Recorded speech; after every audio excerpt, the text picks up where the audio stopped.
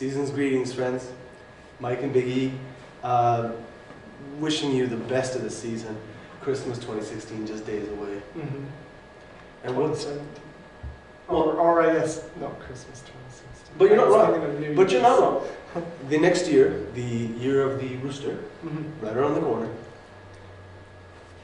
And I know, that just like the rest of you at home, I can't wait to see what the future has in store. But that's next week on the program.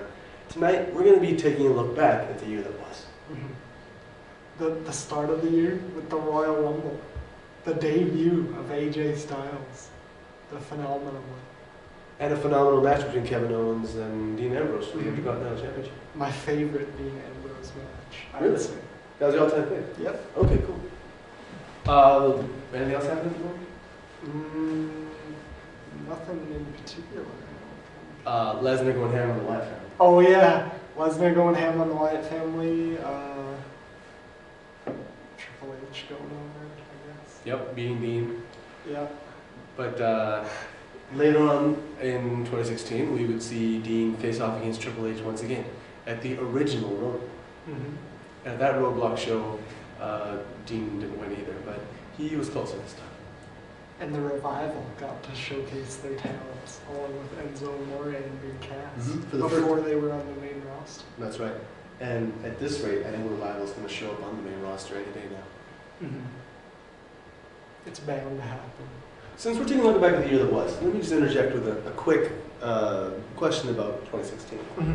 Who was your tag team of the year?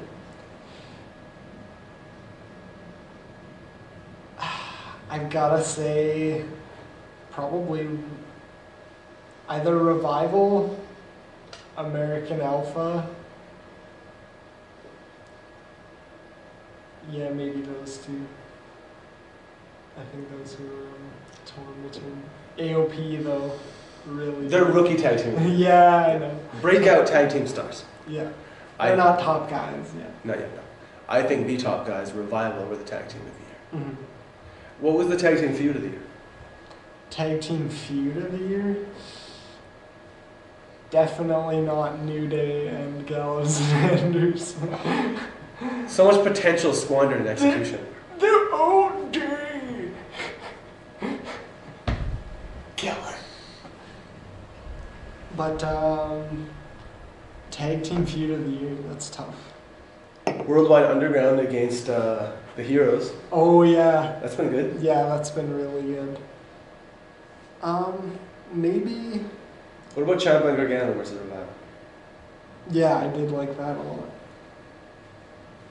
I also liked the American Alpha versus Revival in NXT. It was good. It was good. It was real good. I felt like the Usos and American Alpha were just on the verge of having a really good feud. Mm-hmm. We'll come back to that. I have a feeling. At this particular point, I have a feeling that Vince has put American Alpha in a bit of a holding pattern. Yeah, it seems like that so far. I know he has big plans for them upcoming. Mm-hmm. I don't. Well, at this rate, who do you think is going to take the titles off of Wyatt and Norton? Looking ahead to next week a little bit. I could see it.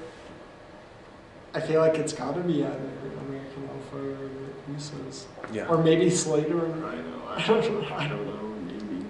I don't see why not. I mean, Heath Slater has been doing work. Rhino is Rhino. He's a man beast. He definitely is. And a Santa Claus beast, as we saw on Talking Smack this week, rubbing the cookies on his chest. If you told me 5 years ago that Rhino would be getting over huge by rubbing cookies on his chest on SmackDown, I would have never believed you. But 2016 has been cheese and crackers. That too. The vital cheese and crackers. 2016 has been nothing if not a very strange year. Mm-hmm. But carrying on with the story that was, Dean Ambrose unable to defeat Triple H, but later on in the year he would go on to win his first ever WWE World Title. Mm-hmm. With a cash-in after winning Money in the Bank. Later that night, in fact. Mm-hmm. I loved his cash-in so much. Just running in from behind, clubbing him over the head with the contract. What a moment. Which leads me to my next reflective question. Mm-hmm. What was 2016's in-ring moment of the year? There's so many to choose from. Oh my God. For me, It might be an unpopular choice, but it was that Cesaro sequence. I watched like a gif of it over and over. Which one?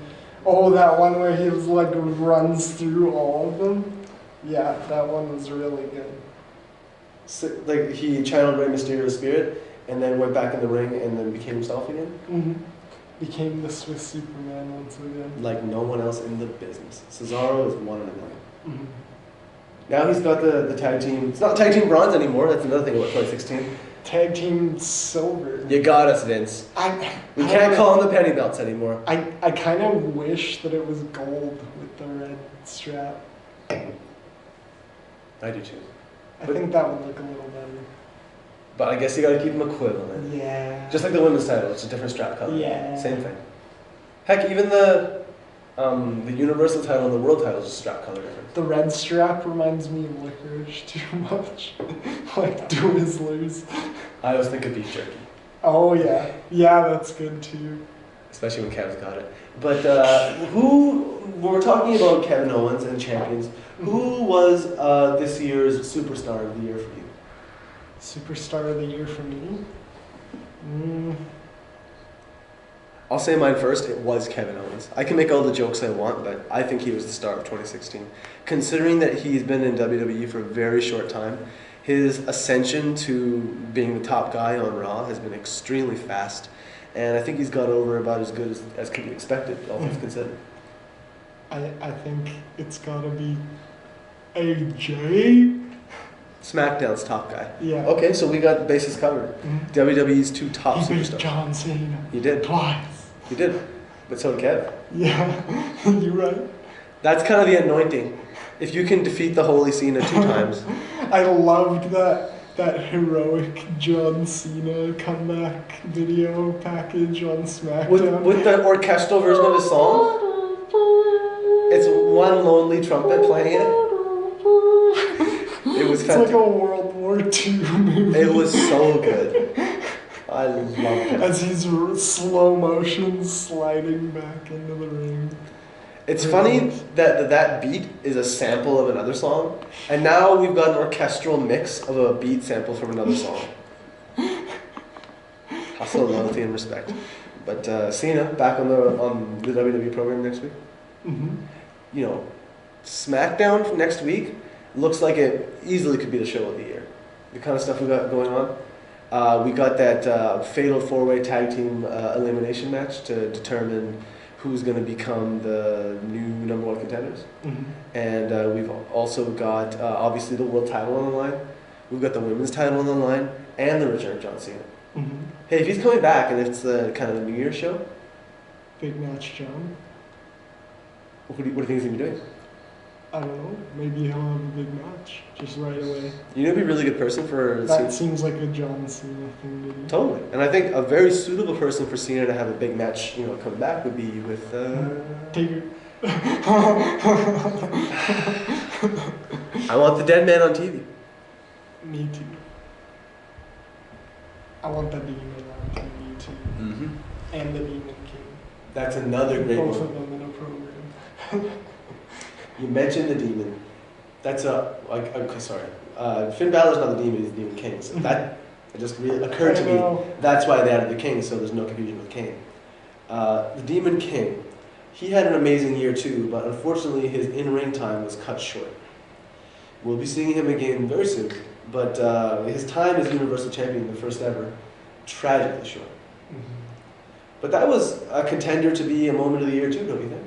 Yeah, I think so. He was the first ever. He was. And then the way the Universal title moved on to its next holder, the current champion, Kevin Owens, was another incredible moment. Mm-hmm. With Triple H appearing on Raw for one of the few times this year, turning on Seth.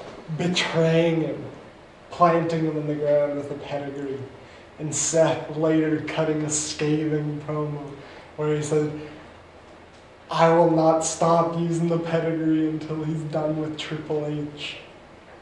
And yeah, he hasn't stopped yet because he's working his way to Triple H. Mm-hmm. Hasn't made it there yet. He's slowly working there for whatever reason. He'll get there probably around WrestleMania time. Yeah. I wouldn't be surprised at all if that's who Seth's opponent is this year. in a Hell in a Cell match or something like that. What should it be? I don't know. I'm trying to think what would be a perfect type of match. Definitely not I don't feel like a submission match would be right. Maybe they should have a 30-minute Iron Man match. That would be good. Because what was the last Iron Man match we saw? We saw Ambrose and KO, right? Or no, that was last night's night. Yeah. Those are both really good matches. We saw Charlotte and Sasha put on a really good one recently. Mm-hmm. I'd love to see the men do one sometime soon. Yeah, that And would be really good too. I think it would be suitable for Seth and Triple H. I think so too.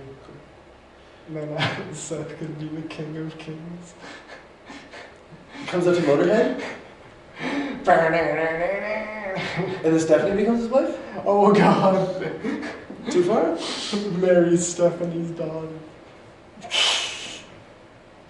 That would be... If they could... We laugh, but that's pretty much exactly how Stephanie herself originally got in the storyline. So I wouldn't be shocked. Yep. And then maybe one of... Actually, let's not get ahead of ourselves. That's next week. Carrying on in the year that was, this past SummerSlam, we saw John Cena lose to AJ Styles, and we saw Dean Ambrose retain his WWE World title. Against the Dolph Ziggler, which I was really curious. I was like, is Dolph actually going to be a champ? But nope. Not then, but he has another chance. Yep, he does. Next week is SmackDown. But the Baron Corbin. And the Illuminati. Yeah, and the The Lone Wolf and the Phenomenal One standing in his way, very daunting odds for the show-off. So, if you think that Styles was your superstar of the year, who do you think was WWE's, dare I say, underperformer of the year? Who do you feel like really let you down and you hope they have a better year next year? I gotta say Dean. Really? Yeah. He became a 2-time WWE champion. Well, like, I guess... Okay, to clarify, it was good in, like, the beginning half of the year. I think it was more so near the end of the year. Once Styles took over as champion, you feel like he's cooled off? No, I feel like even late into Dean's run, he was kind of and then he's been good, like okay, not bad, but I feel like, I don't know, there hasn't been that fire in the Dean that I'm used to. I'd have to agree. Yeah. He hasn't been as crazy on the lunatic fringe, man.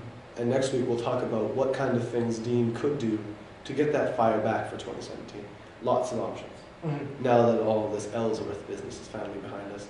And I guess it warrants mentioning that 2016 was a year where we saw the introduction of James Ellsworth. And Braun Strowman and Nia Jax, both established as squash smashed giants. Squash masters. The Squash Masters, yes. That sounds like a squash tournament for old people. But anyway, the Squash Masters that they are, Nia and Braun ran through a great many local talents this past year. And in the end, both wound up looking pretty good. Now we see Nia in a program against the former women's champion Sasha, and Braun Strowman is... chasing Sami Zayn, and other than that, I don't know. How's that angle going to play out? Yeah, that's pretty much how I feel about it too. Who knows? I don't even think maybe Vince knows. So yeah. If you do know, Vince, let us know. I'm dying to know. But we'll see how that plays out as well. Heading into the kind of the fall season, I'm just going to skip right to what I thought was the pay-per-view of the year. You notice how we pretty much skipped WrestleMania, guys? Yeah. The pay-per-view of the year, for me, my money was Survivor Series. Oh yeah. That Survivor Series 5-on-5 match was as much fun. It was as good as the Rumble for me. Shocking. I don't know how they managed to do it, but they did it. Yeah, that was really good. All 10 guys looking tremendously good. And the Wyatt family going over, good job, Vince. And the massive pop for the Shield reunion. That's probably, and that leads me right to my next point. Shockingly enough, on this day, December 22nd, 2016, for one reason or another, Roman Reigns and Seth Rollins are friends again? Mm-hmm. They haven't even explained it. They're just like, nope, we're just buddies. Because we just helped each other a couple times and then had a couple run-ins and then that's it. We're good buds now. You tell me what you think. Does this make Roman look very judicious and mature for forgiving his former friend? Or does it make him look stupid and naive? I don't know. I feel like slightly stupid and naive. A little bit. Because we all know Seth Rollins. Of course we do. He spent months and months and months telling us every single week he's the man and he's got a plan and he's the architect. He's the man with the plan. Which leads me right to my next point about the reintroduction of the cruiserweights. Another highlight of 2016. Mm-hmm. This was a year full of things that if you told me last year were going to happen, I wouldn't have believed. The reintroduction of the cruiserweight division amongst them. Now we have a brand new cruiserweight champion in Rich Swann, who's an excellent wrestler. Mm-hmm. And we have a whole slew of cruiserweights who are all cool. I wouldn't... And now we got Neville. And Jack Gallagher. The king of the cruiserweights. Wouldn't Jack Gallagher and Neville have a great program? Yes, that would be incredible. Like the epitome of the English gentleman and then the epitome of the English brute. I feel like with the addition of Neville, 205 Live will finally pick up steam and maybe like start to kind of have the fire that the Cruiserweight Classic did. At least I hope. But maybe they need something else. I don't know. We will see. Neville's a good start. Yeah, a great start. 205 Live, WWE's new cruiserweight only show, was introduced a couple of months ago, or was it like a month ago? Recently. Yeah. And it's started out of the gates a little slow, but now, like you said, with the, I guess we can't call him the Red Arrow anymore, he doesn't wear red gear. Yeah. The Black Arrow. With the reintroduction of the Black Arrow, I feel like this is a show that can actually compete head-to-head against NXT and, dare I say, Lucha Underground in the 1 hour wrestling show spot. Oh my god, are we gonna one day see a bunch of like like a 4-way match at WrestleMania of like all the 4 champions of NXT, like 205 Live, and then Raw and SmackDown? That'd be nuts. That would be nuts. For the ultimate opportunity. What's the ultimate? I don't know. It's like Lucha Underground. We never figured that ultimate opportunity. If it's like Lucha Underground, the ultimate opportunity is Vince like, come in the back, pal, and then he turns the corner and he just shoots him in the head. He's going to the island.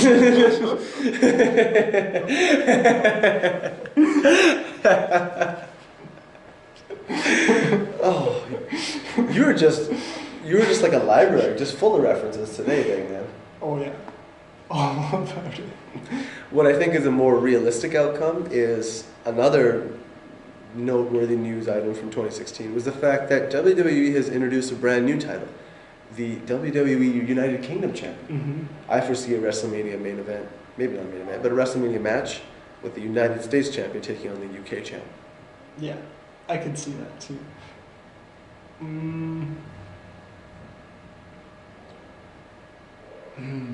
I was just thinking about who could possibly be in that match. Tell me, who's the epitome of the American mid-card? The American mid-card? I would say Miz. Yeah, I'd say so. Yeah. And so, who's the epitome of an English great superstar? Like, in a perfect world, it'd be Will Ospreay, I guess. Mm-hmm. Maybe, or I don't know, Zack Sabre Jr. I don't know. We got Big Damo over on the WWE now. Shave your back. Big Damo's hairy back, definitely a highlight Yeah. of 2016. No doubt about it. Harry's back in the business. Mhm. Harry's back of 2016. Now, if you ask me who I think had the hairiest back of 2016, I would say well, Marty the Moth's pretty hairy. Yeah, you're right. Creepy bastard. Actually, no, I got it. The hairiest back of 2016 is without a doubt Joey Ryan. Yeah, you're right. It's time to get oiled up. The king of dong style. The king of dong style had a hell of a year himself. Mm-hmm. And I think it's just about time we, lubricated the wheels of our production and just about sped onto the finish line. The only other things in 2016 that I wanted to talk about was, I guess, who was the woman? What? I forgot about Goldberg. Tell the fans about Goldberg. I don't know what to say. Goldberg came back. 1 minute, 22 seconds? Yeah. The streak is over? He beat Lesnar. No problem. Another reason why Survivor Series was so great? 2 spears. 1 jackhammer. GG. Yeah. Reed? No. No Reed? Oh, wait. Yeah, there is one at Rumble. Yeah. Just kidding. Yeah, they're gonna be the first 2 entrants. Mhm. I can't wait to see how that plays out, for sure. But what I was going to ask you was, Is Ty Dillinger going to be number 10? I mean, why? If there's ever a time for it, Yeah. It's perfect. that's how you make a guy, Mhm. potentially. If he eliminates 10 people and lasts for 10 minutes or something like that, 10 minutes. I'll beat you in 10 minutes. Oh my goodness. That's actually, Starts poison misting people. that has the potential to be a really good and interesting gimmick, don't you think? Mhm. Stay tuned for that. 10-minute Iron Man match. A 10-minute Iron Man match. Maybe it was like a 10-minute, I don't know, TLC match. Yeah. TLC Iron Man match. Chairs match. The introduction of the hardcore title? No, don't do that. 10-minute hardcore match. Just kidding about that. CZW. I heard the other day somebody mention on Reddit, chatters to Reddit, is Dean Ambrose the most successful ever alumnus of CZW? Possibly. Yeah. Luke, I'd say so. Luke Harper in a close second. Mm-hmm. Yeah. Because he's getting that title push, brother. Mm-hmm. Zandig number 2? Yeah. Just because of the Jesus. Yeah. Just because of that one promo. There was 5 of them. Yep. It took 5 of them. What did you watch? But what I was going to say, in all seriousness, I was going to ask, who was the who was all of pro wrestling's Woman of the Year? Woman of the Year?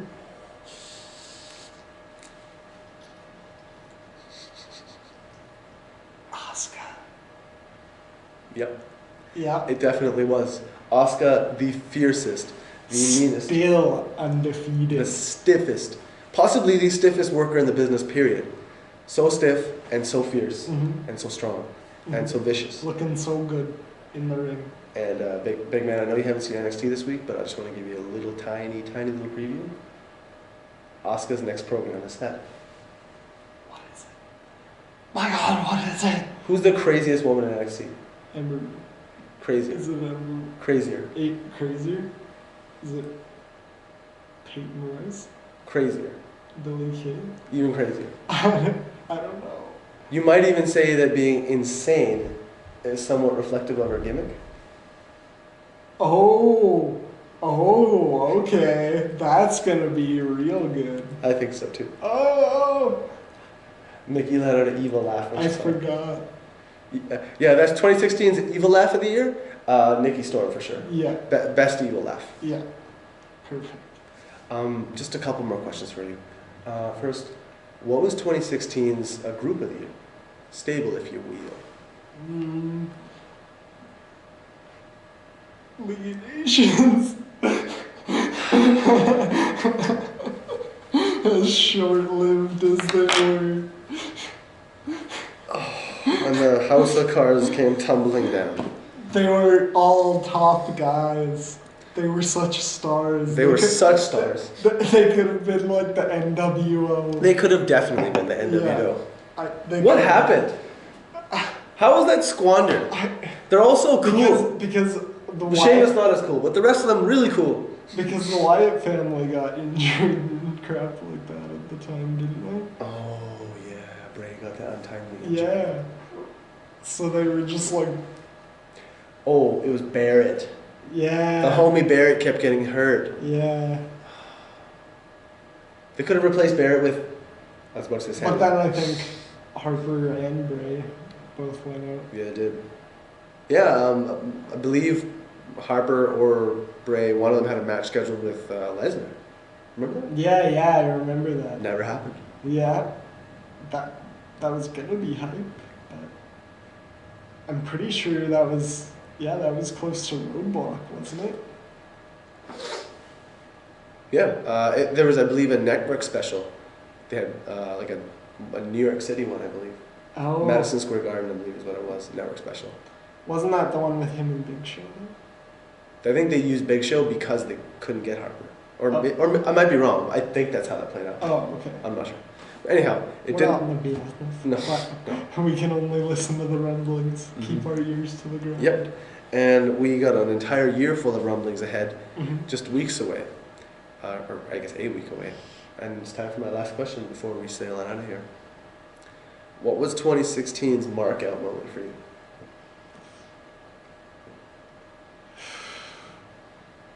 Probably the Dean cash-in.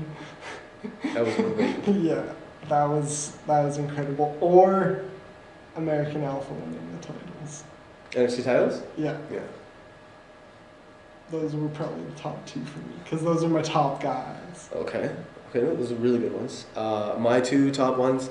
That finish of the Survivor Series match was just so good. With Seth Rollins going off the top, getting the RKO, and then Shane eating that spear, and then Roman. Oh god, that ungodly spear. He killed him. If JR was there, he would have said he killed him. Mhm. And then, of course, that amazing finish with Randy Orton taking the spear so Bray Wyatt could land the Sister Abigail and Roman. Hopefully a sign of things to come. And Randy and Bray, of course, going on to become tag team champions. But I guess if I had a second biggest mark-up moment of the year, honestly, I talk about it so much on the show, it would have to be that Boyle Heights bar fight. Oh, That yeah. sickening wine bottle spot. Yeah, that was. Oh, Jesus. Tejano getting powerbombed onto a crate full of wine bottles was the most sickening spot I saw this year. The second most sickening would definitely be when Sami Zayn hit Kevin Owens with a Michinoku driver on that ladder.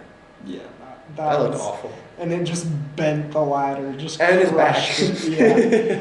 Ah! But fucking shoutouts to El Rey and Dario Cueto for making the excellent Lucha.